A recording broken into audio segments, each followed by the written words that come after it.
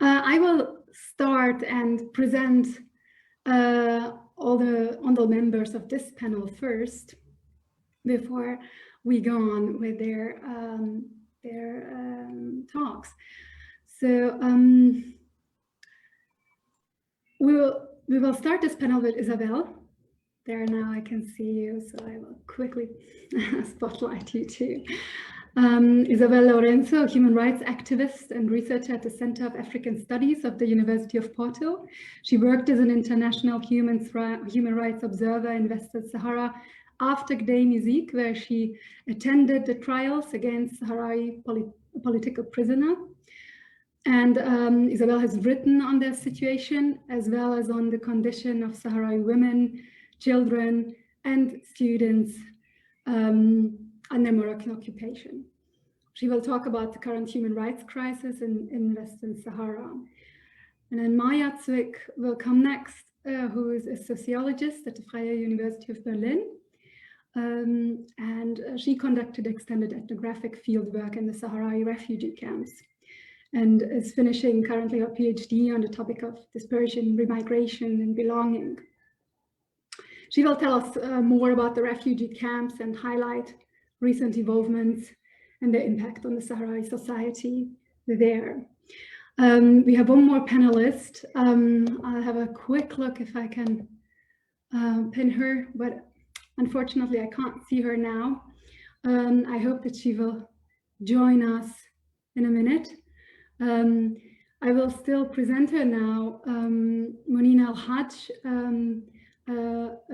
secondary teacher from the Sahrawi refugee camps. She was with us all the time, so I see Maya is contacting her. Thank you for that. Yeah, she studied in Algeria to become an English teacher, and worked as a secondary teacher for French in the refugee camps. And she will also add additional information on how daily life in the refugee camps changed since last year and these new evolvements. And last but not least, I'm happy to introduce Hamdia Mohammed Salek, also a member of our association, who is here today to represent as its spokesperson the recently founded German Association of Sahrawis living in Germany. And Hamdi left the refugee camps at the age of 13 as a participant of an educational program and came to Germany for his vocational training. He's engaged with different international groups of Sahrawi youth, as well as with Western Sahara Research Watch Germany. So I want to thank you all for being with us today. And without taking up more time, we really have to make up some time. I'd like to invite Isabel to share her presentation or her talk with us. Thank you, Isabel. Good afternoon. First, I want to thank Freiheit for Westsahara for the organization of this event and the opportunity to participate in it. I will focus my speech solely on the occupied territories and on the situation since the ceasefire was violated by Morocco on the 13th of November. So I will not go into detail into that because it was already spoken of and will be addressed by in the following panel.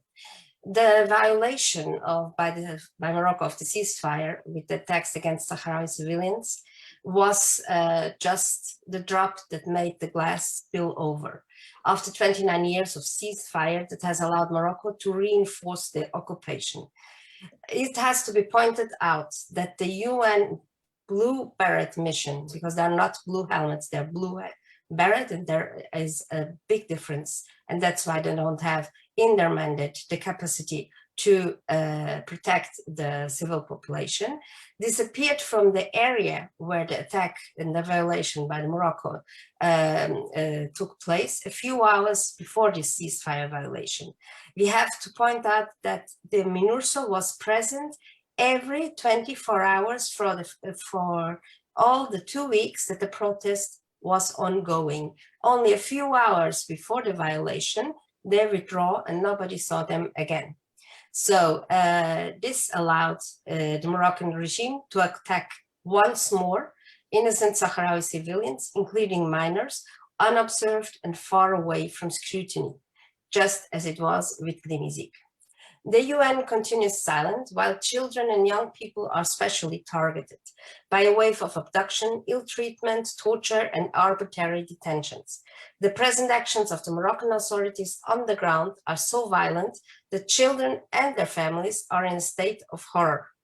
It is clear through the total inaction of the UN Secretariat that in its last mandate, it has not acted with neutrality in the question of Resolution 1514 in Western Sahara. Instead of being neutral, it has been allowing the continuing illegal occupation of the territory by the Kingdom of Morocco, the extension of the military separation wall, which has now 50 kilometers more, the implementation of more mines, the exploitation of the natural resources that are ongoing, the implementation of the continuous introduction of Moroccan settlers, the forced impoverishment of the Sahrawi, and last but not least, the torture, arbitrary detentions, military sieges, abduction against the Sahrawi population. All these are war crimes, all these are well documented, but are not spoken of. Sahrawi human rights activists, journalists, and known members of the community are under constant surveillance, menaced, and their houses under siege in all cities of the occupied territories. Even entire Sahrawi neighborhoods were placed under siege, which reminds us sadly of the ghettos of the Second World War. The increase of Moroccan military, paramilitary, police, militias, and commando groups in occupied Western Sahara shows the clear intent to hold the Sahrawi population hostage and to use their plight as a weapon. The numerous violations of international humanitarian law and international law by the action of the Moroccan kingdom against the Sahrawi population have been repeatedly denounced to the International Committee for the Red Cross, as well as the UN Security Council, the UN Secretary General, all UN relevant mechanisms, and the African Union. There are countless letters, there are countless appeals and calls. So far, no action is in place to protect the Sahrawi population, neither are the actions of Morocco met with effective and pragmatic censorship. So, even worse, in the last Security Council meeting this week, on April 21st, the human rights abuses were not addressed, nor the increased Moroccan military deployment. None of this was addressed. The traumas of children and youth living in the occupied territories and studying in the Moroccan schools and universities are enormous. Sahrawi children are victims of a disguised apartheid regime. Although there are no separate entrances to the schools, no different curricula, the violence and segregation, physical and psychological ill treatment are present in every classroom. In my report on children and students under occupation, the violence to which the children are exposed is very clear. Only to name some of the numbers, from 150 children aged 5 to 16 interviewed over the span of 5 years, 32.6% witnesses day raids into houses of their neighbors, while 66% were themselves victims of one of those raids. 49 witnessed night raids in neighbors' houses, and 2% reported night raids in their own homes. All children reported some kind of trauma. 84% reported to suffer from anxiety, which they describe as the sensation of not being able to breathe, raised heart rate, and the state of constant unrest. 82% feel constant fear, the sensation of not being safe and that all can happen at any moment, looking around and not trusting any settler or Moroccan authority. The inability to properly focus and concentrate was reported by 31%, while 47% are unable to have a regular sleep pattern, either by not being able to fall asleep, by lying awake for the greater part of the night, or by waking up several times during the night in a state of alertness because of the danger and the raids that can happen. Also, nightmares are frequent.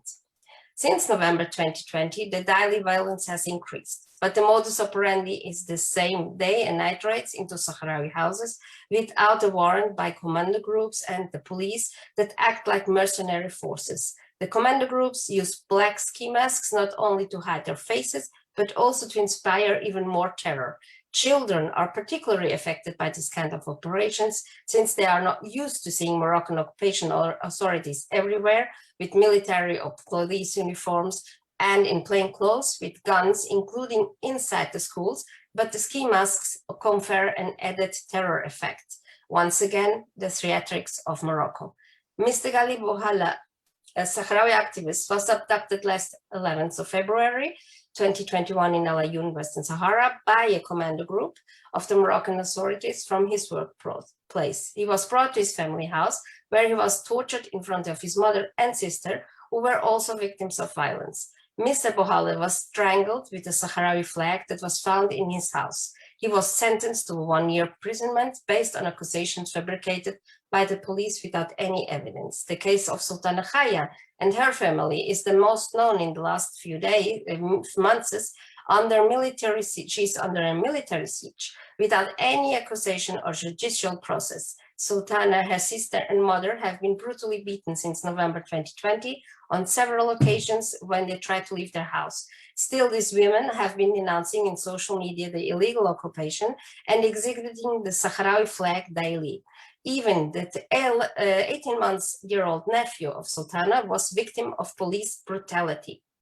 Another case is that of 12-year-old Hayat. On Monday, 16 November, only 3 days after the ceasefire was broken, Hayat was denounced by her own teachers. So her own teachers took upon themselves to be police informants, to call the police and to deliver the 12-year-old child to the hands of her torturers. At the Moroccan security headquarters, Hayat was forced to sing the Moroccan anthem, kneeling and to kiss the image of the King of Morocco. Furthermore, she was subjected to all sorts of insults, kicked on the stomach brutally, pulled by the hair. She was sexually molested, and all the while she was insulted and threatened, and also hearing threats against her family. Her family was also threatened directly to prevent them to present complaints, and their house put under surveillance. The only thing the Hayat did was to draw a small Sahrawi flag on her school smoke.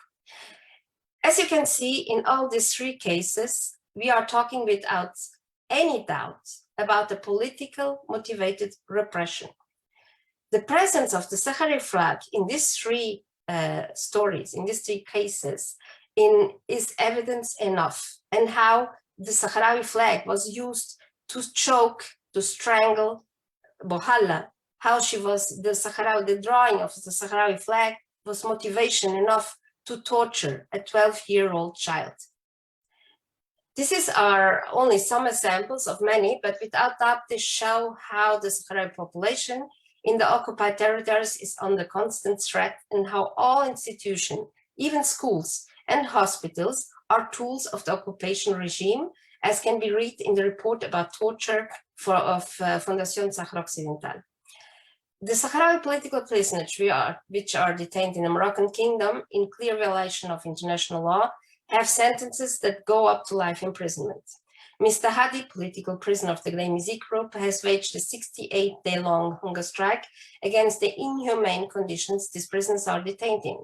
Mr. Baha had made a 44-day longer hunger strike, and Mr. Khada 43 days long hunger strike.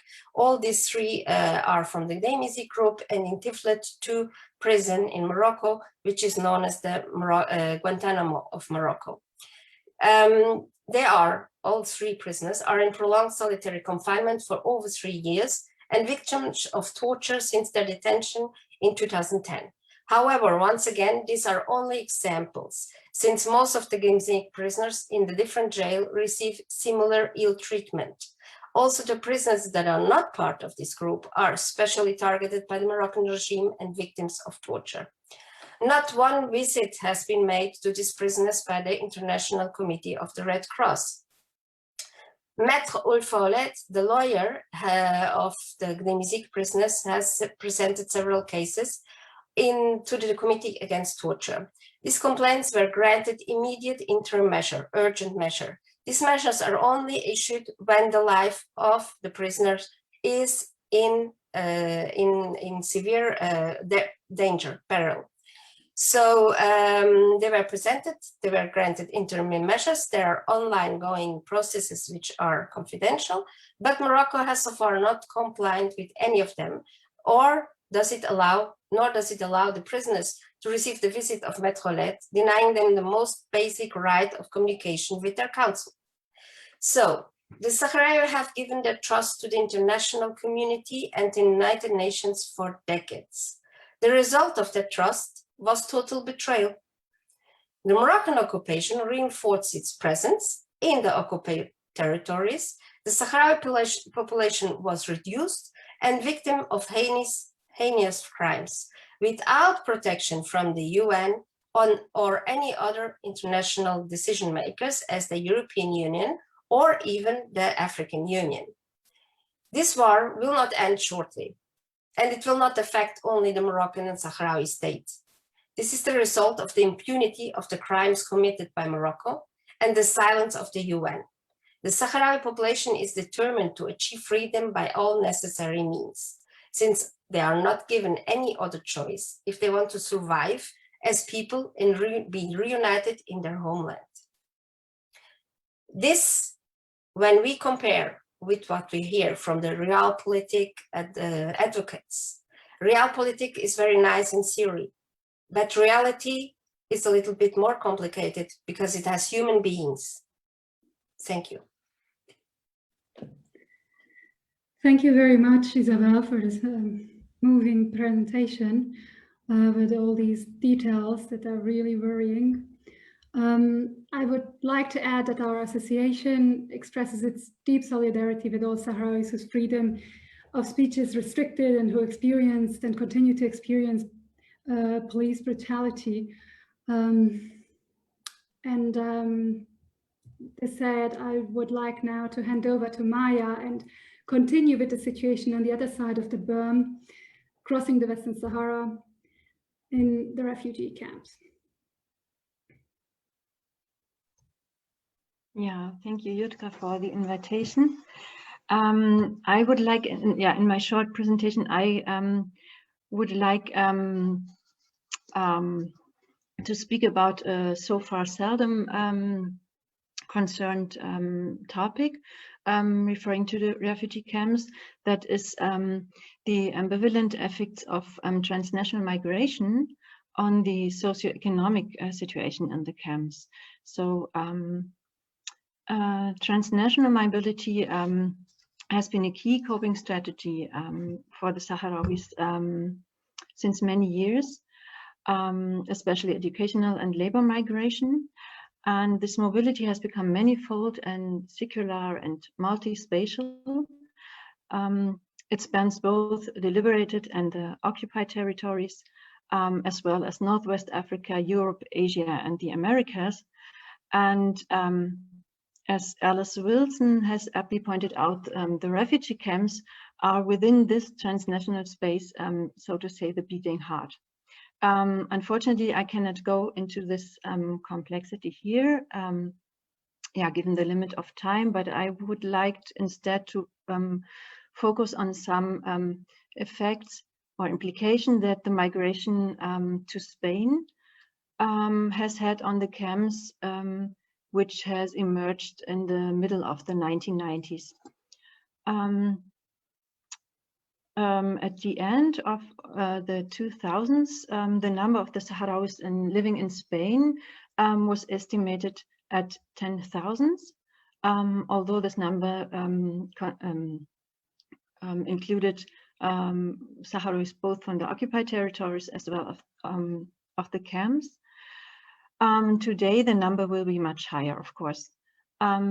Most Sahrawis in Spain have residence documents and can therefore work legally and travel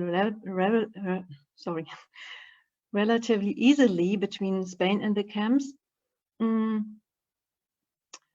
Yeah, this has resulted in a kind of circular migration. That means that Sahrawis work in Spain for a while to earn money, then return to the camps for a few months, and then go back to Spain to renew their residence permit.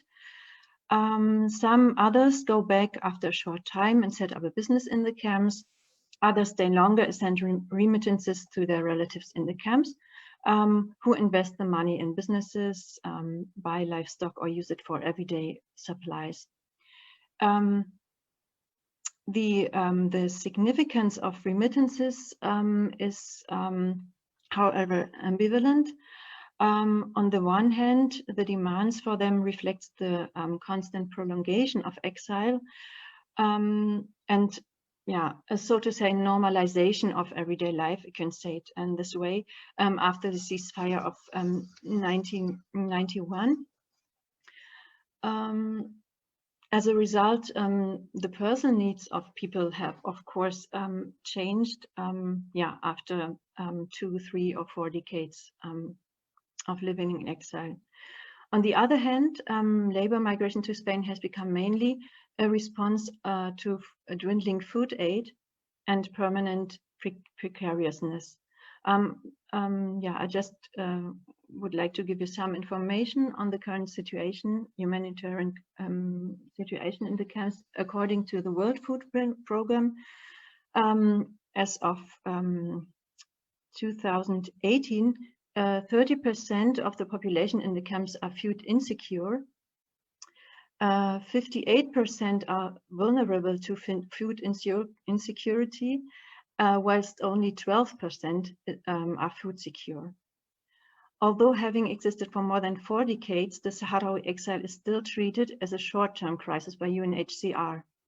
This implies that the amount of food aid delivered is an internationally determined minimum basic daily calorie requirement of only 2,100 kilocalorie, which aims at keeping a population alive during a short crisis, but not sustain them for many decades. Supplies, as many of you might know, are often of poor quality. They only comprise grains, pulses, oil, sugar, salt, and canned fish. The already low rations of fruit and vegetables often arrive spoiled due to the long distance transport distances. And in addition, UNHCR and World Food Program reduced the number of the most vulnerable refugees that exist from 158,000 to 90,000 in 2005. That means it's almost a half. Yet without defining what the term most vulnerable refugees mean, nor specifying of which data this figure is based. Indeed, the figure was increased by 35,000 additional food rations after the torrential rains in 2006. Nevertheless, UNHCR continues up to date to use these planning figures, although it acknowledges itself that the number of individuals in need is estimated to be far higher than this figure, and despite of the population growth rate. Only the World Food Program has increased its rations to 133 in July 2019. A further problem are significant shortfalls in funding. That's also nothing new in the context of the camps. For instance, for their 2020 programs, UNHCR, UNICEF, and World Food Program have received only 58% of their combined overall needs. And furthermore, supplies shortfalls and food crises occur time again and again, since food is not delivered in time. So all this has resulted in acute and chronic malnutrition, which for many, many years has led to high rates of anemia, especially among women and children, along with stunting, which now affect about 28% of the children under the age of 5. So these are only a few health problems that the population faces at the moment. So to come back to the topic of migration and the remittances, they may ease the situation in that families can, for example, buy milk and meat, fruit and vegetables from the camp shops or the local markets in Tindouf. And they have access to goods such as televisions, private cars and mobile phones and air conditionings. However, it must be taken into account that not all refugees have access to these goods. Moreover, the economic relevance of remittances varies temporarily, as the Holidays and Peace program, the Vacaciones en Paz program, clearly shows. Some authors have described this program to be currently one of the most important material resources for the camp population, because children return from, especially from Spain, with gifts, money, clothing, medicine and food for their families. And in turn, Spanish host families visit the camps throughout the year, bringing food, goods and money for their host children's families. On the other hand, due to the global economic crisis, Spanish host families have reduced their donations since the late 2000s. And for the Sahrawis living in Spain, it has become more and more difficult to find work there. Whilst the life circumstances of Sahrawi migrants in Spain are indeed it's difficult, this word for me, heterogeneous, there's, however, no doubt that precarious life circumstances perpetuate in the country of arrival, and it's in Spain. Many Sahrawis in Spain work in the low-wage sector, men mainly in construction and agriculture, women as care workers in private households or unskilled workers in hotels and restaurants. Often they can send money to the camps only occasionally and rely themselves on financial support from other family members, sometimes in other European host countries. For some years now, Sahrawis from Spain have been temporarily coming to the camps to earn money as taxi drivers in order to provide for their families in Spain. So this income, which they take back to Spain, is in turn drained from the financial circuit of the refugee camps. Moreover, cash transfers, that means remittances, do not replace household incomes, but at best supplement them.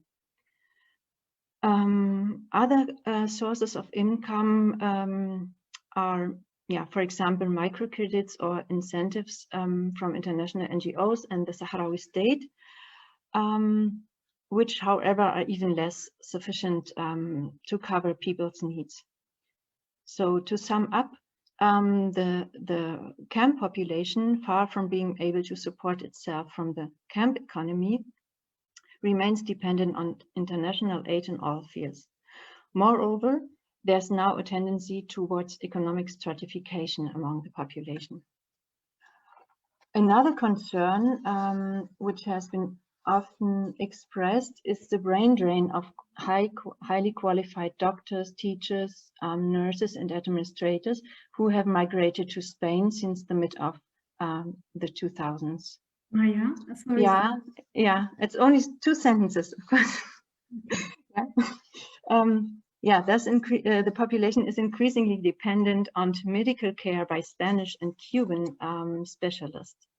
So to sum up, all this increases the risk of growing dependence on humanitarian organizations and other external actors, and of course the vulnerability and precariousness the refugees have lived in for many years. Thank you. Thank you so much, Maya, for giving us all these information on the situation in the Sahrawi refugee camps. I wanted to now hand over to Monina, but she is currently not with us, just in the right moment. Apparently, I'm also sorry, or we have to apologize to all those who are now, or we have to apologize that our symposium is during the breaking of fast. I know that's a very inconvenient moment in general right now to participate anywhere, but I hope we can reach her via WhatsApp and she can join us in a second. Instead of waiting for her, I would say that we continue with Hamdi and listen to his experiences living outside the North African region. Thank you, Hamdi. Thank you very much, Judith. I would like to focus my speak in our new created association. But before, from Sahrawi diaspora in Deutschland, we are very glad to be part of this event, and we would like to thank you not only for the invitation. As a Sahrawis, we are aware of the great work that Freiheit for the Westsahara has been doing during these last years until now. And this kind of event shows the solidarity with the Sahrawi people in these hard moments we are living in. Now let me introduce you our association. Sahrawi Diaspora in Deutschland, Dr. Hussein Dafa is a new association that was formed in November 2020. Dr. Dafa was a Sahrawi student who was very active for the Sahrawi cause. He came to Germany in the end of the 80s with the first Sahrawi who came to Germany through a study program. Unfortunately, he died in 2017, so that's why we decided to name the association under his name. The members of this association are Sahrawis who are living in different cities in Germany. In Germany, there are 90 Sahrawis and half of them are children. Most of us are studying or working. Of the 45 adults who are living in Germany, there are 28 who are in our association. The age of the members is between 18 and 60 years. And there are more or less the same number of women or men and men. We all have different backgrounds. We are from the refugee camps, but also from the occupied territories. In Germany, there are few Sahrawis compared to Spain, which is home to approximately 10,000 to 12,000 Sahrawis. Or France, which is the second European country where there are more Sahrawis. I don't have any number of them, but it's in all cases more than in Germany. Sahrawi Diaspora in Deutschland is the first Sahrawi association in Germany. Our association works independently of political institutions. It only includes Sahrawis. However, the association works closely with other organizations and associations like, for example, Freiheit for the Westsahara or Western Sahara Resource Watch Germany. And now going to the goals, one of the main goals of the association is to make people living in Germany aware of the occupation and the conflict that our people have been living for 45 years. The association promotes the idea of active solidarity with the Sahrawi people and stands for the realization of a free and fair referendum in Western Sahara.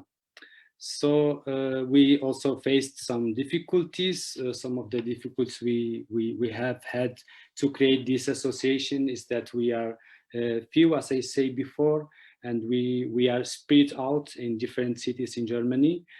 But we also realized how important it is for this association to create this association, because there are, as Team Sawa says before, unfortunately, a lot of German companies who are operating in the occupied territories.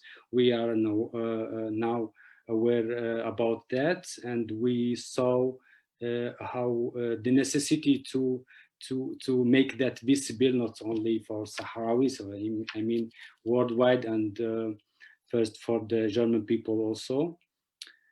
And now let me speak a bit about the actions we already done.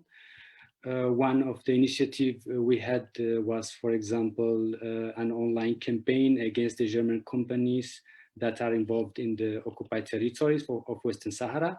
This campaign was just on the 13th of November 2020. It coincided exactly with the date when Morocco decided to break the ceasefire signed with the Polisario in 1991. It was a hard day for us, but it made us even stronger to keep and organize ourselves and to keep fighting. Later we had a virtual meeting to make ourselves known as association in Germany, and which was very successful because we had a lot of people there, and that shows us a lot of support from our brothers and sisters in Germany. So, and just to remember that we also have a plan, are planning for the future. One of our working ideas for the future is to hold monthly virtual meetings open to the public to discuss different topics related to Western Sahara. And now, just coming back of the sad events of the 13th November 2020, of course, the events of the 13th of November 2020, when Morocco broke the ceasefire signed with the Polisario from 1991, have affected us, because from this date until now, each one of us has a family member who is on the front line defending our land from the imperialism of King of Morocco. This have given us even more solidarity among the Sahrawis, and that is why after this sad events, many different groups of Sahrawis have been created in Europe to fight for our cause from the diaspora. And now, in this sense, I would like to mention two groups which I am working with. The first one is 13N. It's an online space funded by Sahrawis in the diaspora. This channel offers audiovisual content in 6 different languages on the history and current situation of the Sahrawi Republic, with the aim of making visible the reality of war that Sahrawi nation is living now. This group is composed of young Sahrawis between 20 and 35 years old from different countries such as France, Italy, Germany, and the United States of America, Spain, and from the refugee camps for the Arabic version. Coming to me, for example, I translate the text drafting from Spanish to German, and my colleague Khadija, she is also Sahrawi in Germany. She is the voice and the image of our report. And the last group I would like to speak about it too is the new created Sahrawi civil society in Europe, which is a group that is more dedicated to campaigning on social media, network, denouncing the campaigns involved in Western Sahara, but also denouncing the human rights situation in the Western Sahara. This group is also from different Sahrawis who are living in different countries such as Germany, Switzerland, Spain, and Italy. And now, just to finish my speak, in my own opinion, own experience of working with young Sahrawis from the refugee camps and from occupied territories and living in the diaspora, I can just say that we are more determined than ever to achieve freedom for our people and to find a final solution to this conflict. We will no longer accept to live in the exile or to live under the occupation. Thank you. Thank you so much, Hamdi. So unfortunately, we can't, Munina can't connect and we can't hear more about refugee camps, which is really a pity. But nevertheless, although we are at the time restrained, I would like to pose one question to all of you. We didn't get a question that is related to our topic from the audience. We got several others that we might include later on, but I will add a question. I was wondering how you see the importance of social media and social media channels now, and to what extent they do contribute to an increased visibility of the conflict, and perhaps also to more effective networking among Sahrawis. And this raises also the question about how the Moroccan state responds to an increased activity of Sahrawi activists online. So do you think the virtual exchange that we experience globally right now strengthens the movement, or has the pandemic and the restriction of personal contact and mobility rather weakened it as a whole?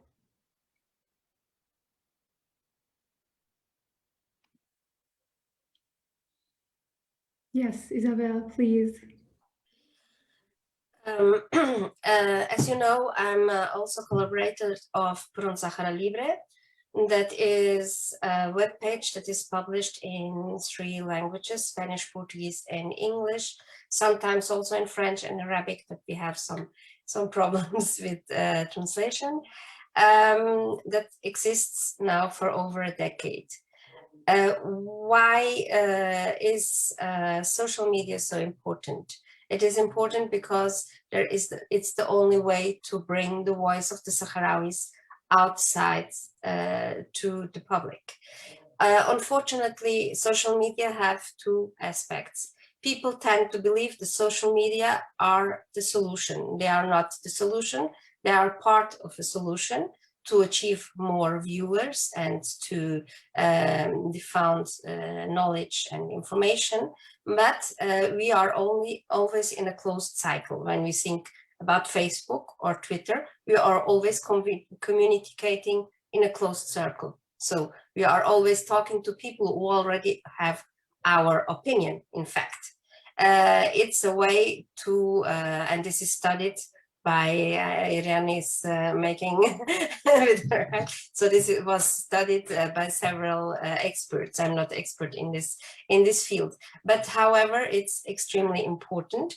The other side, the other downside is that most of the time we don't have reliable sources of information. There is a big tendency to be very quick because I'm older, but all this younger generation thinks that news are only good if they are immediate. So it's urgent. They put in front of the news urgent or last minute or whatever. All this urgency is not compliant with good information because it's never complete. A lot of questions are unanswered, and that is the downside. The good side is actually that something comes out. Regarding social media and isolation, I think we spend more time on the computer, but like children, we are more exposed to images. That doesn't mean that we are more informed. And text should accompany images. Images are now always present, and text, and in Portugal, for instance, Twitter does not work. People don't like Twitter for the simple fact that our language needs more characters to express anything that we want to express. So this Twitter restriction of characters is not compatible with the Portuguese language. Then Brazil, for instance, they use it a lot. Why? Because they have a different way they cut the words in 3. A word that has like 10 characters is only 3 characters. So they have this this kind of communication. In the Center for African Studies, we have a working group that made a web page that's called Western Sahara War Archives, where we publish the news that are written on. So we have different things that we do. One is the updated interactive war maps with all the attacks that are communicated. And on the other side, we have also publications and all the articles that are published by the different players in the conflict. And also, most recently, we are making a Twitter analysis, and we also have video that are uploaded. 13N, for instance, is one of the weekly updates we do, and that are present in our webpage. So thank you for your efforts, because it's really important. We have on the other side a lot of fake news. So the fake news, so we have disinformation, we have fake news, which are different things. And they originated usually from Morocco, sometimes inadvertently also by the Sahrawi, due to the urgency of communicating something without making the right check. If it's I hear a lot, yes, but the cousin of my cousin was in the street, and so I don't know, the cousin of the other cousin told me that. So that is not a reliable source.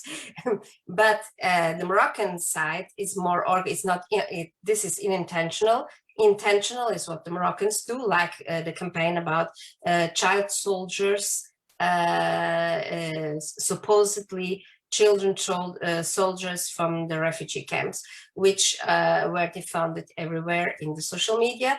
And the photos are of children from Afghanistan, Pakistan, Somalia, Ethiopia, I don't know where, from everywhere except from Western Sahara, of course, because they don't have child soldiers. So it's a double question. It's a good thing, because it's the only way we can reach the media.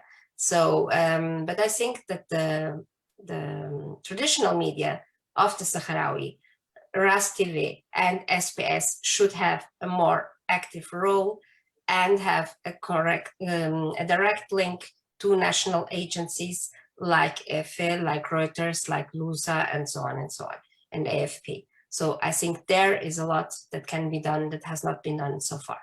Thank you. Thank you, Isabel. I don't know, Hamdi, would you like to add something? I was interested also in how this situation of restricted mobility you experience as something that is slowing down the engagement, or as something that actually gave new impulses for networks to work like transnationally more intensely. Yes, thank you for the question. I mean, I can just speak from my point of view, as I am mobilizing also in this Sahrawi movement on the social media, etc. And in my point of view, yes, it's true that that we were using a lot of social media in this last time during the pandemic. But in the Sahrawi case, for example, I don't think the pandemic has makes some effect on the social media, because in the occupied territories there are lack of media, and every video, every photo, everything that comes from the occupied territories, it is interesting, and we are following that. Maybe in other issue in Europe or in worldwide is there are other opinions about that, but focus to the occupied territories, I don't think it's less now. Thank you.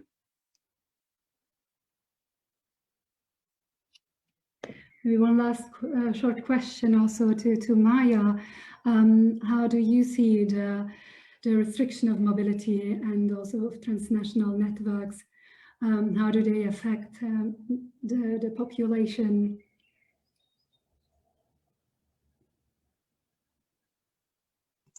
Yeah, I was actually hoping to get an answer from Nina to this question, but I can speak only from my personal situation. Usually we send goods to our, we as a Sahrawi German family, so to say, send some goods to our family several times per year. For example, children clothes, shoes, medicine, cosmetics. So and we could do this because relatives also from the extended family came from Spain, because they did some business here, for instance, trade, and they took these things to Spain and then to the refugee camps. So, but now our house looks like a storage depot because all these transport routes are closed. So, yeah. I don't know if there are other ways of transport which are possible now. I don't know how the situation is in Spain. Whether the caravans can move to the camps. Yeah. Thank you. Yeah, I'm sorry that we can't add now Monina's view on this. Yeah, it's such a pity. We have some comments now here, and in the chat there's, I don't know if I read it right, Batagan to send money and food to the refugee camps. I'm sure there are new coping strategies also evolving to deal with these limitations. But certainly it is a limit. There are limitations and restrictions that affect the people in the refugee camps seriously. So I would finish the panel here. Maya, you want to say? Yeah, just one little remark. In Spain, we had this very strict lockdown, and this, of course, affected the Sahrawis in Spain.